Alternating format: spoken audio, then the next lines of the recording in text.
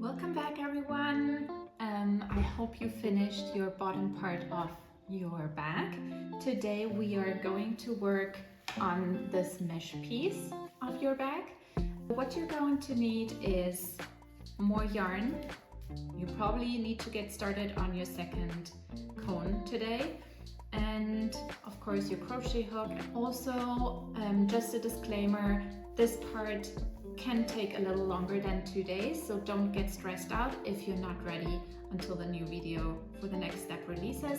Just please continue in your very own time. I just want to keep a little bit of momentum for those people who want to move faster. As you start to work more and more with the paper yarn and the hook, can strain your wrists and your hands because the yarn is quite stiff. So just take breaks throughout. I'm always just doing 2 or 3 rounds and then I'm taking a break. Just make sure to stretch your wrists like that in between. That helps alleviate the tension a little bit. Wriggle around your hands, your fingers, do something completely else. Please just stay attuned to what your body needs and then we're good to go. Let's get started. We'll start with chain stitches that run atop of our first side stitch here. 1 and 2, and then we have 1 more single chain stitch and we skip 2 of our double crochets and work a single crochet into the next one. So what we do here is we work always 1 chain stitch, skip the next 2 stitches on the bottom here and work a single into the following stitch. And we repeat this. 1 chain stitch and then 2 skipping, 1 crochet in here. You see already that we're pulling the fabric again tight. This is intended. We want to later give this a little tuck to widen it, but what we intend is that our bottom is nicely kind of cinched in. Okay, so another chain stitch, then skipping 2, another single crochet. I think you got it. Let's meet before we reach the side marker.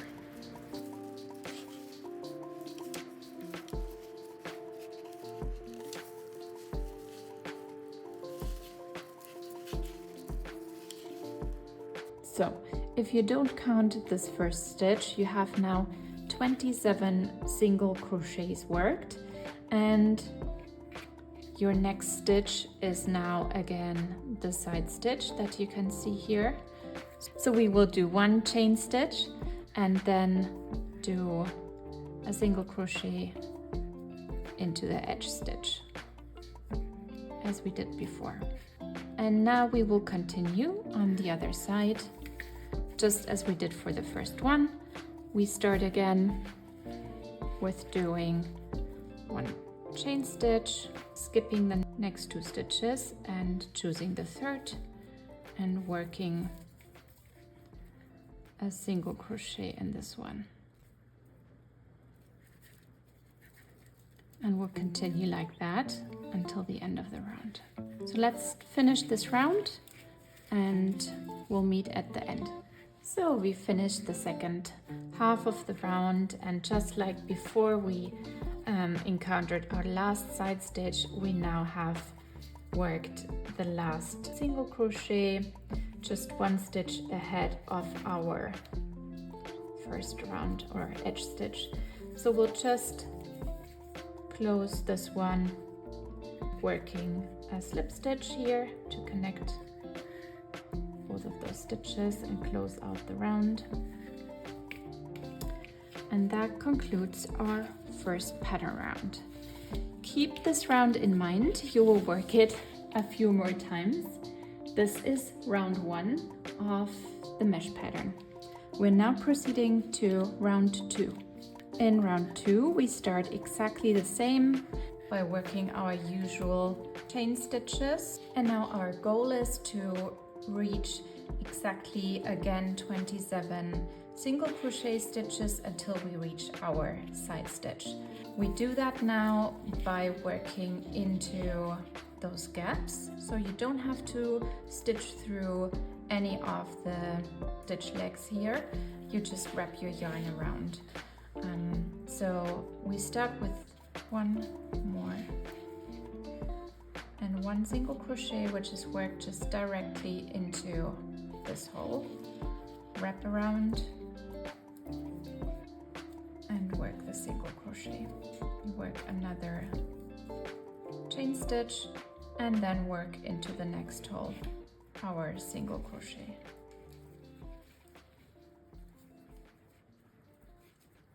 Just like this. We repeat this throughout, always a single chain stitch and then a single crochet, and this creates this really nice and even mesh pattern, as you can see. It kind of opens up the holes because there's tension in the horizontal, so it also, and because you're wrapping the yarn around now, there's also tension in the vertical, and that just gives the bag later a really good stability, although it is a airy pattern. So let's complete this side of the bag until we reach our side marker. We reached almost our side stitch again, and if you count the amount of single crochets you've worked so far, you should have again your starting side stitch and then 27 single crochets, and that means that now you're only working one chain stitch and then skip this last one and work your single crochet directly into the side stitch or top of it, like this. Great. And now we're starting again, one chain stitch, one single crochet into the first gap, and we repeat it to the end until we have with this one 27, and we connect it again with a slip stitch. Okay, we have now connected our last single stitch with our beginning edge column stitch, and we will now repeat this pattern throughout the entire body of the bag. You will continue with row 1 and then work row 2, and it's super easy. You don't have to memorize anything. You just look at if there was a single crochet worked into a gap before. So now you know you need to work it.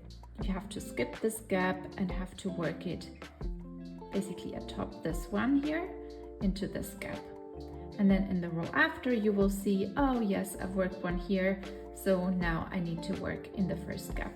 So always just follow above 2 rows what you've worked 2 rows below, and you will be absolutely fine. If you're unsure, always count. You should have always 2 side stitches over each other. They are basically stacked like columns, and then you have 27 single crochet stitches in between, and each of those single crochets are just separated by 1 chain stitch. Again, if your fabric starts to pucker or curve a lot, remember to gently stretch it out in between to give it the form that it should have. And also, if you feel that it needs some softening or some further blocking or steaming, do that. It will absolutely help you. And with that, I'll leave you to it. I personally go to bed now because it's quite late, but I will work on my bag tomorrow, and I'm so excited to see your versions emerge.